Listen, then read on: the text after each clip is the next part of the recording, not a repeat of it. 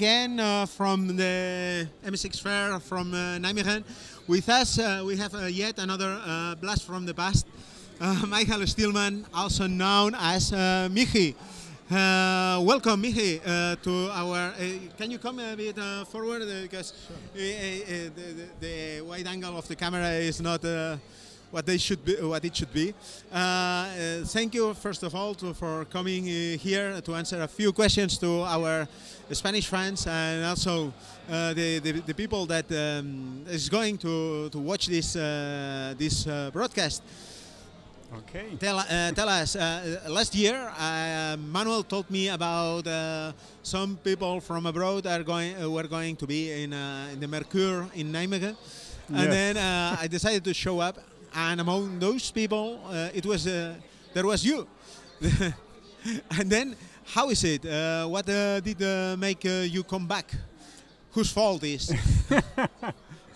Yeah, actually, I was more than 20 years off the scene when I started developing at a commercial company.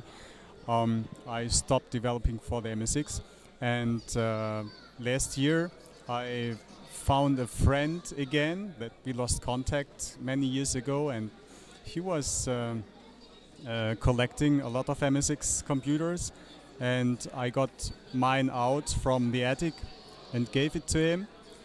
And then he said, hey, there is a fair in Holland, and he was visiting that the year before, and if I want to join, I could come with. And at the time, I started just for the fun of it when I saw the computers at his place to develop something, and found that a lot of things came back to my mind from the past. So I said yes and joined. And so you also had a blast from the past. Yeah. Right? I see. Right. I see. Then I wonder. I wonder about your. You finally, I guess that you have lost contact with all your former colleagues, the people from Sunrays, Henrik Gilbert, the Trust brothers. Yes, It's unfortunately. Trutsch, yes. Yeah, you haven't seen them since 20 years, maybe. Yeah, that's right. It's we lost contact, and I think everybody went his own way. Yeah, well, So Henrik Gilbert, I heard that he had an accident. Oh, really? Yes, and that's the story has it that he had a serious accident, and well, he had to quit many things. But so it's been 20 years in suspension, and then you come back, and now how do you see the scene? I'm amazed how many people are still there and showing up at the fair, although the system is actually commercially dead since very long, and how the freaks, the people still create tremendous products that and for. I'm going to put you in the camera. Yeah. Sorry. Okay. I'm amazed how much is still possible with the machines from back then in the time of today. Yeah. Do you have any project of your own? Yeah, I'm writing a game since do over a year already. Do you listen? Michi is back. Is there going to be oh no's and oh yes? No, it's totally different. So when I ended my active MSX time back then, I was developing on the leading edge of technology with the Turbo R, with the Graphics 9000, lots of memory, hard disk, and anything. And that game will be for the MSX1.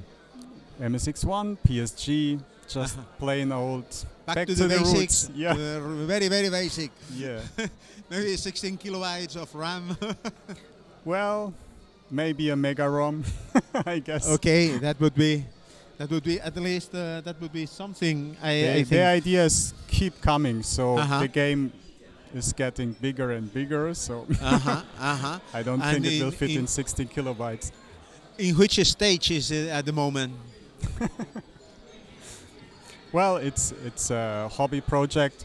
So I'm developing a lot of tools for the MSX to convert graphics from the PC and to play back music and sound effects.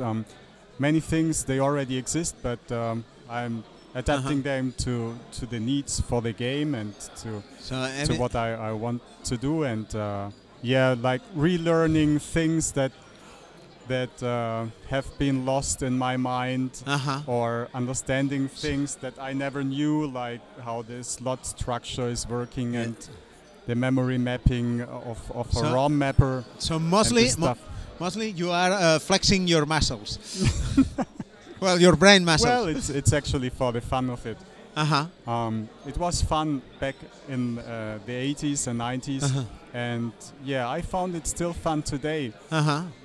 At that time, we have so much more possibilities with developing code and testing code and creating graphics on powerful machines, and then taking that to the MSX and to see that it just works. It's tremendous. It's amazing. I see. It's a lot of fun. And then, and what kind of game it's going to be, if you can tell? It's a turn-based strategy game. Wow. What, in the likes of Modern Warfare, fantasy, or? Well, it will be in a fantasy world, and it will. What? Sorry? In a fantasy world. And it's mostly about collecting items from a play field and trying to destroy your opponent. It smells like Rune Master. Yeah, partly, but very different. Okay, very okay. The Rune Master type of games were mostly random, so the computer has thrown a dice. I will give the player very much control over his success or failure. Okay, okay. I guess that there is no due date yet for the game, right? Well, let me take the words of the Duke Nukem developers. It's done when it's done. Okay, okay. I hope you can get inspiration and help. I mean, and ideas and everything else. So I would like to see your game released. Are you thinking, if you are talking about Mega RAM, it's because it's going to be a cartridge, isn't it? Yeah, I'm not sure about that. So my intentions are actually not in a direction to sell it commercially, but yeah, we'll see. It's not finalized yet. Okay, okay. And you are working alone in this project? Yes, that's correct. And you want to make it alone, or Army of One? One? Well, at least for the time being. I like to have things under control for what I'm trying to achieve, and yeah. Okay, okay. I will sure need help at one time with composing the music. But we'll see when it comes to that. Okay, okay. Then thank you very much for your time, Michi. I hope you succeed with the game, and I hope to see you next year, or maybe if you want, you can always come to Spain to see an MSX meeting in Barcelona. For instance, you are going to be most welcome. You know. Okay. Thank you very much. Thank you very much. We continue recording and doing more interviews. Stay tuned, and while I bring the next interview. Thank you very much. Okay.